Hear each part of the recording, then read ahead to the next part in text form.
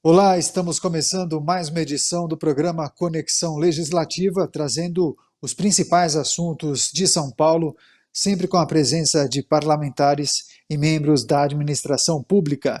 Hoje vamos falar com o deputado estadual pelo PT, José Américo, a quem eu agradeço pela participação. Deputado, muito bem-vindo e obrigado pela presença. Agradeço, Dani. Legal. Para começar, deputado, antes de nós falarmos das iniciativas e também das reivindicações do senhor, eu gostaria muito de escutar a sua avaliação.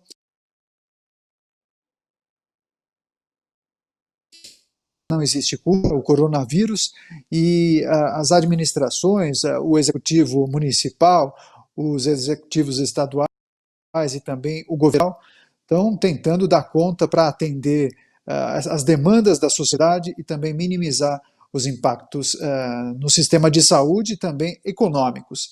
Que avaliação o senhor faz deste momento de pandemia por coronavírus em que estamos passando?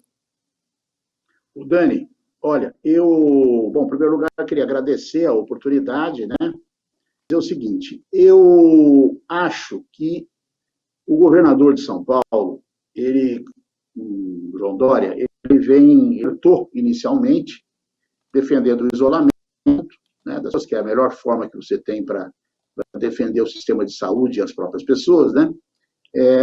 Ele acertou. O problema é que não está conseguindo, o Estado não está conseguindo o nível necessário para você achatar a chamada curva de contaminação. Tem uma chegada a 50%, precisa chegar de 55% a 60%. Os feriados que foram aprovados, e eu fui a favor, não tenho nada contra, tal, acho que se não ajudar muito, os feriados não são suficientes para que você achate a curva. E ainda você tem um problema de que as pessoas entendem que o feriado é um momento de diversão. Né? Então, muita gente indo para o litoral, indo para o interior, levando o problema para o litoral e para o interior. Né? Então, você sabe que várias prefeituras da Baixada Santista, por exemplo, fazendo barreiras para impedir a chegada dos turistas. Certo? E eu acho que estão corretas. Então, eu acho que é possível você avançar no sentido de um lockdown, de um isolamento, digamos assim, horizontal mais forte, mais intenso, para até você poder reabrir. Por exemplo, São Luís do Maranhão, cidades do entorno, fizeram o quê? Fizeram lockdown durante 13 dias e agora, a partir de segunda-feira, eles vão reabrir. Vão começar a reabrir de acordo com o cronograma, mas já tem um início de reabertura e dos estabelecimentos industriais a partir da semana que vem. Então, é preferível você dar um choque, né, um freio de arrumação, dar um choque e resolver de uma vez. Ou em fazer essa coisa que está sendo feita, eu acho que é muito paliativo. Se você pegar a votação de ontem, e você vê a declaração de voto de cada deputado, inclusive prolongou hoje de manhã, você vai ver que a maioria, né, inclusive da base do governo, é contra a continuidade do isolamento.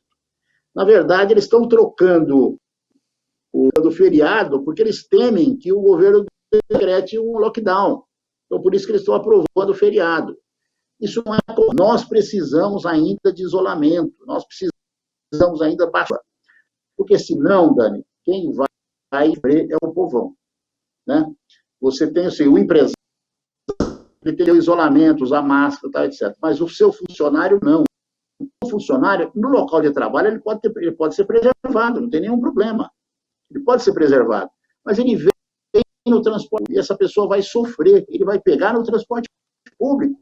Entendeu? Então, é uma coisa muito ruim. Acho que o governador tinha que ter coragem de decretar um lockdown por 10 dias, 15 dias, e aí, a partir daí, a gente reabre. Eu acho que não tem nenhum problema. É assim. Né? Então, é esse o problema que eu estou sentindo. Outra coisa é que as pessoas, para ficar nas suas casas, elas precisam ter comida e salário. O que o governo Bolsonaro fez, Dani? Ele fez uma manobra que só um governo governo, né, o governo da moda fazer. Foi aprovado um crédito, linha de crédito para pequeno e médio empresário. Por quê?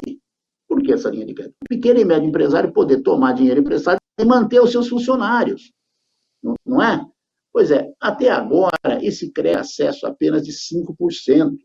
Grande parte não está conseguindo. Os bancos empossaram o dinheiro, não estão emprestando, né? Porque banco no Brasil é a pior coisa que tem, né? Eles não estão emprestando, e o governo não interfere. O governo deu dinheiro, quer dizer, proporcionou uma montanha de dinheiro para os bancos. E continuam investindo em papéis do governo, ganhando dinheiro com isso, e não querem emprestar para pequeno e médio. Tem que emprestar de qualquer jeito, tem que chegar. Porque aí nós vamos ter emprego, né? Programas sociais também no Estado estão muito atrasados, viu, Dani? Ó, o sujeito, ele vem atrás ele tenta receber os R$ 600. Não conseguiu, ele sai com uma cesta básica, ele sai com gás e com a cesta básica, porque aí ele consegue ficar em casa. Você corta o emprego, corta os programas de assistência social, né? O governo federal, isso é o governo federal, né? Não dá o crédito que deveria dar, certo? Aí o sujeito fica querendo voltar ao trabalho. Mesmo assim, a pesquisa da XP de sexta-feira passada diz que 60% da população é a favor do isolamento, porque sabe que o isolamento protege principalmente os mais pobres, os mais vulneráveis. Bom, então é mais ou menos isso que eu gostaria de falar sobre a pandemia. Perfeito. Agora, o senhor é deputado estadual e, naturalmente, escuta muitas demandas de prefeitos, vereadores e membros da sociedade civil em todo o estado de São Paulo. Há um grande movimento de prefeitos, comerciantes, associações, em que defendem flexibilizações verticais em alguns setores, em algumas cidades onde os índices são baixos de contágio e mortes. Como o senhor vê essa possibilidade de isolamento vertical? O senhor acha que há possibilidade de, em breve, o governo flexibilizar para algumas regiões? Não, primeiro é o seguinte, eu sou a favor de um lockdown, né, em São Paulo e Grande São Paulo, certo? Aonde o critério para você decretar um lockdown é: você tem mais que 80% dos leitos de UTI ocupados. E a doença, ao invés de estar aumentando. Eu acho que isso preenche os requisitos só de São Paulo. Acho que tem uma série de municípios do estado de São Paulo que você pode eventualmente flexibilizar. Não precisa ser uma regra só. Uma regra só. Uma cidade onde não teve nenhum caso, tem apenas um caso, a cidade tem condições sanitárias, a cidade tem um hospital lá que tem 4, 5 leitos, você pode flexibilizar sim, né? Pode fazer critérios por região, tal, né? Estabelecer um critério, acho que não tem problema. Agora, tem muitos prefeitos, Dani, que estão fazendo isso, as associações comerciais. Associações comerciais, às vezes, não representam a opinião do povo, mas para muito prefeito representa, porque eles são quem faz pressão. Se você fizer uma pesquisa em muitas dessas cidades, a maioria vai ser isolamento, né? E vem lá o comerciante não está nem aí, ele vai ficar isolado, ele vai pôr os coitados, é isso, ele vai pôr os pobres dos seus funcionários para trabalhar. Então, às vezes, é falta de consciência de comerciante, né? Você vê, por exemplo, quem é o líder do movimento negrista no Brasil, do comércio? O velho da van. Né? O velho da van, o Flávio Rocha, que são pessoas que, desde o começo, eles foram contra fechar, contra o isolamento. O velho da van, que vocês conhecem, que é o Luciano Hang, né? Hang, o apelido dele é velho da van. Esse cara é tão picareta que agora colocando arroz e feijão nas lojas dele porque ele ia abrir. Né? Então, esse sujeito foi sempre contra. Você tem muito comerciante, a maioria dos comerciantes do interior, eu tenho certeza que tem consciência das coisas. Né? Você tem consciência, não é coisa do velho da van. Eles têm consciência, eles até são a favor do isolamento, mas são condições para manter o isolamento, e não estão tendo condições. Então, eles estão sendo criados, né, digamos assim, na vala comum daqui. Acho, então, bom, a saída, então, é a gente voltar ao trabalho. Né? É isso, eles foram colocados num beco sem saída. Se for dado condições para esses comerciantes, tenho certeza que eles voltam atrás, não ficam mais apoiando os prefeitos para poder suspender o isolamento. Perfeito. Deputado, acontece o seguinte: naturalmente, em algumas regiões, especialmente aqui na capital paulista, São Paulo, e também na região metropolitana, na Grande São Paulo, os índices são muito mais altos do que outras regiões no interior. Por conta disso, muitos Perfeito. hospitais de campanha, inclusive, estão sendo construídos. E o senhor faz uma reivindicação, inclusive, para o governo do estado, que é a reabertura do hospital Sorocabana. Gostaria que o senhor contasse para a Isso, gente exatamente. sobre essa demanda. Ó, eu vou te falar. Ó, o Hospital Sorocabana é um. O nosso ex-colega de parlamento aqui, o deputado, o nosso deputado Bias de Bauru, ele também falou na live dele, na rede social dele, que tem um hospital lá em Bauru também parado, do Estado. Então, nós temos vários hospitais parados que podiam ser reativados. O Hospital Sorocabana é um importante hospital referência de uma região de São Paulo, muito importante, precisa desse hospital o tempo todo. Agora nós podíamos fazer o quê? Reabrir o hospital, mesmo que dedicássemos praticamente 100% das ações para o coronavírus. Quando terminar a pandemia, a gente refaz o hospital para atendimento geral das coisas como ele estava previsto. Né? Então, nós podíamos ter mais 200 leitos, 200 leitos no mínimo, porque o hospital grande você pode adaptar, você pode aumentar o número de só você tendo respirador, você aumenta o número de leitos. Então, você podia ter 200 leitos aí, que é mais ou menos o tamanho de um hospital de campanha. E acho que vai ficar mais barato, porque o Hospital Sorocabana está praticamente montado, entendeu, Dani? Esse hospital de Bauru, o deputado Pedro Tobias lembra na rede social, eu nem falei com ele, mas ele falou na rede social dele, que podia ter 150 UTIs na região de Bauru, que é um centro regional da Alta Noroeste, né, da Noroeste do Brasil, centro regional. E, com certeza, passando do que fazer hospital de campanha. Não quero dizer que os hospitais de campanha são importantes. Está feito, tá bom, tá legal. Não sou contra. Agora, vamos recuperar os hospitais, que a gente amplia a rede pública do Estado de São Paulo, em pelo menos, esses dois hospitais que eu falei aí, já dá para, podemos falar em 300, 400 leitos de UTI, se nós respiradores, porque são hospitais grandes, a estrutura do Sorocabana, Dani, é muito grande. Você chega lá e fala assim, olha, eu quero aqui 300 leitos, você monta, é só ter pessoal e equipamento, você monta, porque ele é muito grande. E agora você pode dedicar o hospital prioritariamente para o coronavírus, depois você muda, tudo bem. O de Bauru, a mesma coisa. Eu citei 2 casos. Nós temos vários hospitais estaduais pelo estado de São Paulo fechados. Né?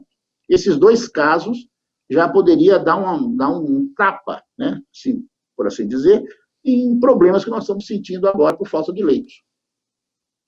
Perfeito. A imprensa e até alguns parlamentares, colegas do senhor, vem destacando algumas compras que vêm sendo feitas pela administração estadual e questionando esses valores ou mesmo a qualidade dos produtos. Tem a falar sobre essas compras emergenciais que são feitas em situações de emergência e calamidade pública como essa que estamos enfrentando. Olha, Dani, eu acho, sim, que tudo investigado, né? Nós temos que investigar. Tem deputado que já levantou esse problema e está investigando, acho que totalmente correto. Identificar que há superfaturamento, se identificar que há desvio de função, então, que nós temos que punir, né? Agora, de todo modo, nós temos também, eu sou de oposição, mas eu votei a favor de deixar o governo mais livre nesse período para poder tomar as medidas necessárias, né?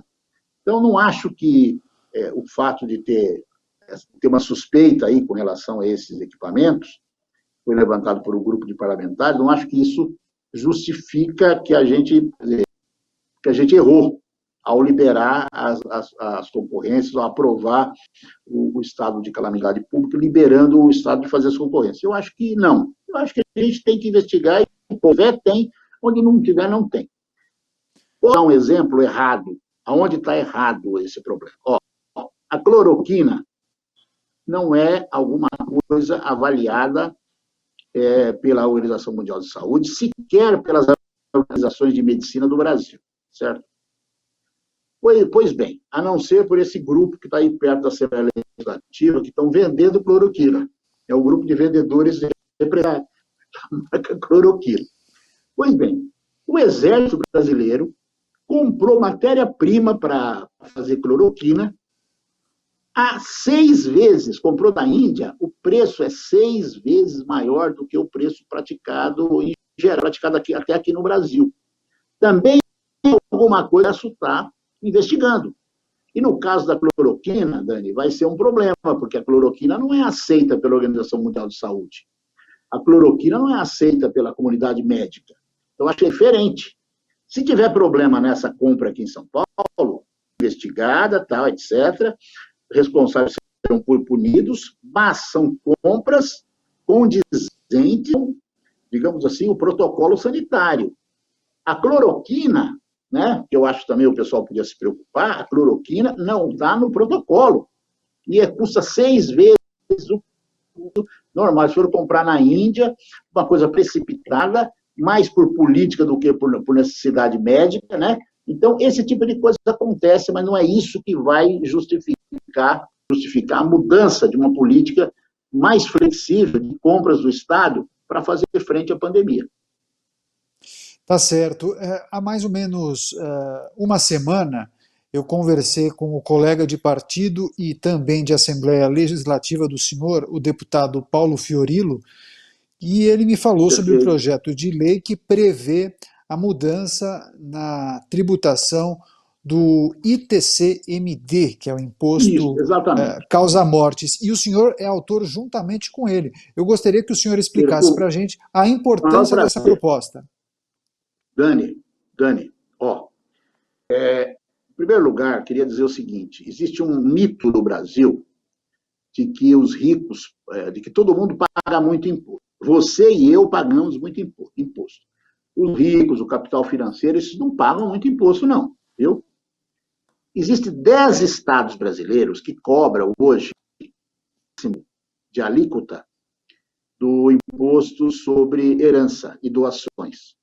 10 estados cobram 8%. São Paulo só cobra 4%. E é exatamente o estado que movimenta mais dinheiro por ano. Dani, no ano de 2018, você acredita que houve mais ou menos uma movimentação de 100 bilhões de reais, aproximadamente, de heranças e doações do estado de São Paulo. Nesse estado, onde estão as pessoas que ganham mais, que têm mais dinheiro, só se cobra 4% ao mínimo. Por que nós não cobramos 8% como cobra Goiás, como cobra Pernambuco, como cobra o Tocantins? Né? Por que não? Isso aí não significa absolutamente nada para as pessoas que têm heranças e doações maiores. Né? Nós estamos falando aqui, vai ter que pagar um pouco mais quem tem herança e doação acima de R$1 milhão. Eu não tenho isso, acima de R$1 milhão, não tenho, entendeu? Então, a grande maioria não tem. Quem tem acima de R$1 milhão vai pagar 6%, não mais 4%.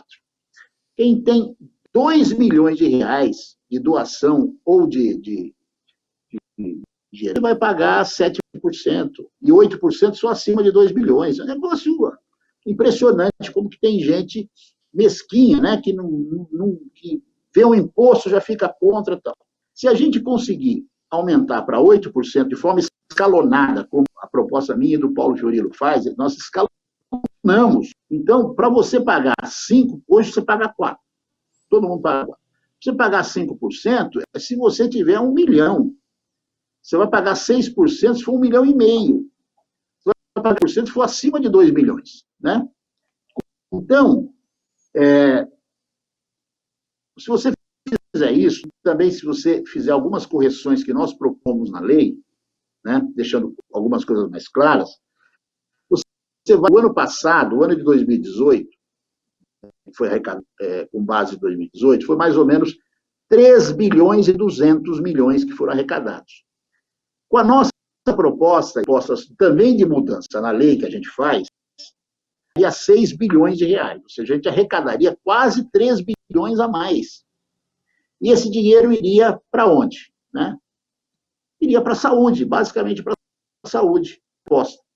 Né? Podemos conversar, tem gente que está propondo que uma parte também pudesse ir para a educação, outros para assistência social. Tudo bem, pode se mexer nisso, mas 70% pelo menos nós temos que garantir para a saúde. Se você fizer isso, você vai estar garantindo um aumento de 15% na verba da saúde do Estado de São Paulo. Já imaginou? Né? A verba de saúde é 20 bilhões, 62 bilhões e pouco, que seria 70%, você está aumentando em 10% a verba da saúde. É uma coisa muito grande.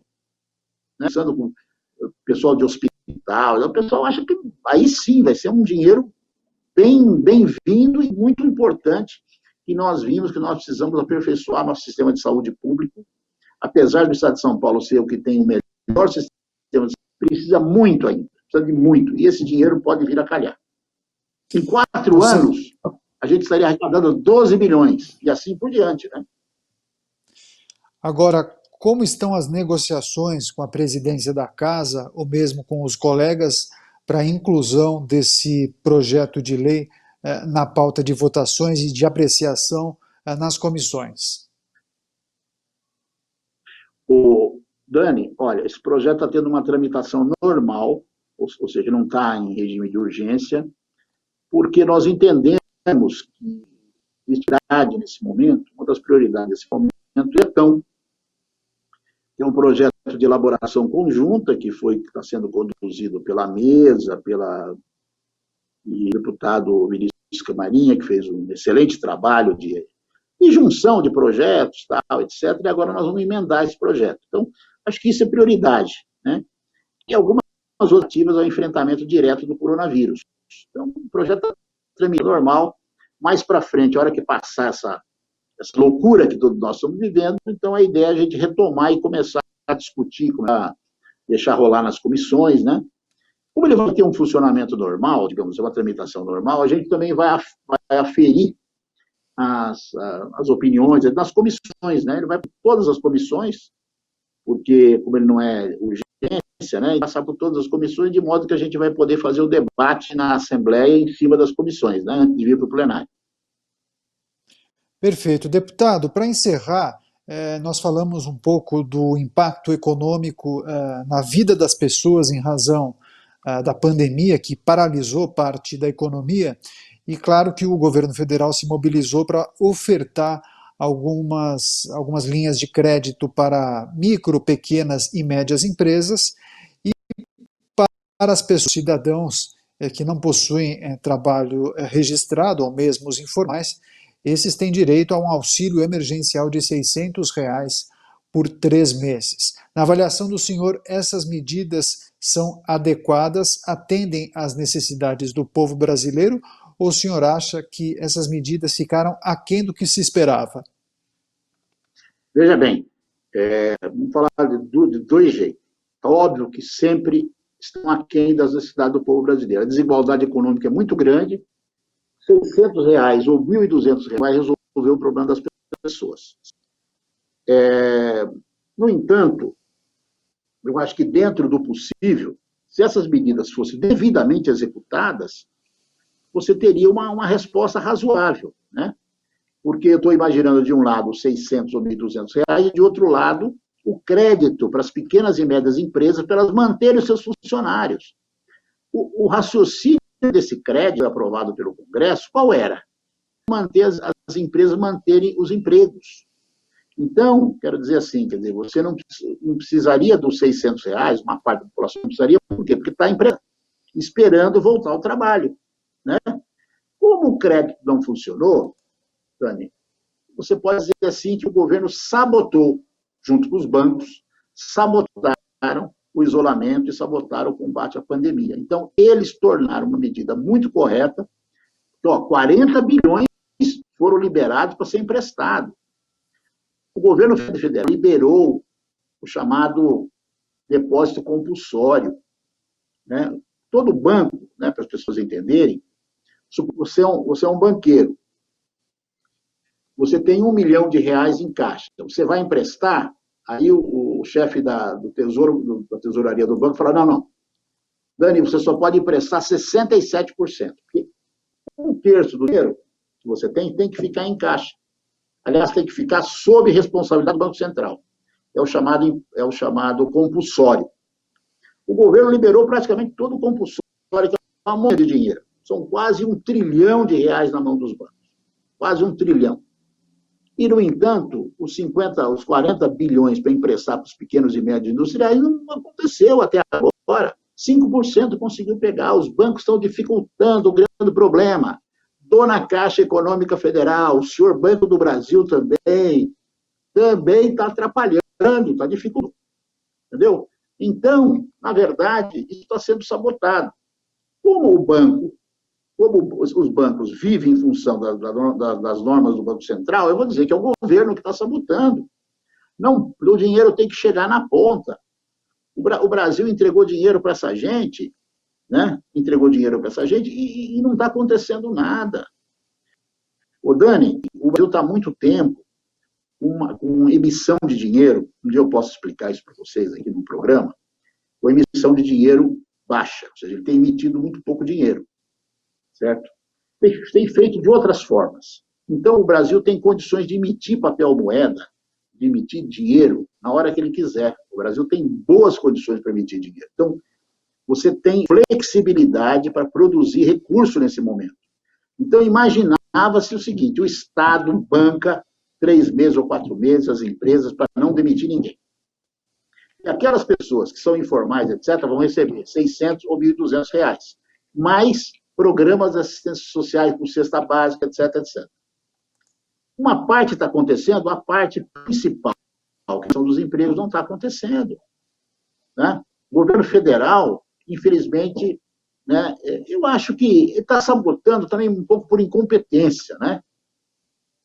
É um pessoal de serviço, muito ruim de serviço, que não consegue fazer as coisas, né? Não consegue fazer andar.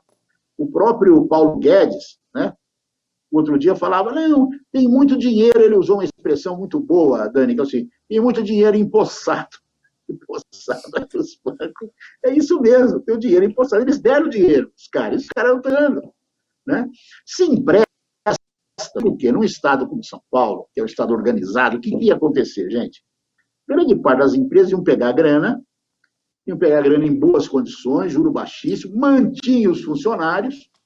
Agora, em junho, quando provavelmente começa a reabrir, volta ao trabalho e ele vai pagando com um prazo bem razoável, certo? Era esse o raciocínio. Infelizmente, não aconteceu. É isso, esperamos sempre dias melhores. O deputado José Américo, do PT, sempre trazendo boas reflexões e análises Obrigado, sobre o momento atual que vivemos. Deputado, eu quero agradecer demais a sua participação e já o convido para uma próxima edição do programa Conexão Legislativa. Eu fiquei muito honrado de participar do programa, me coloco à disposição. Se um dia vocês quiserem fazer uma discussão só sobre economia, né, a macroeconomia, coisa de emissão de dinheiro, dos bancos, como que se mexe com os volumes de recursos no momento desse, estou à disposição. Muito obrigado. Ponto final nessa edição. Eu agradeço demais a sua companhia e audiência e já o convido para a próxima edição do programa Conexão Legislativa. Até lá. Tchau, tchau.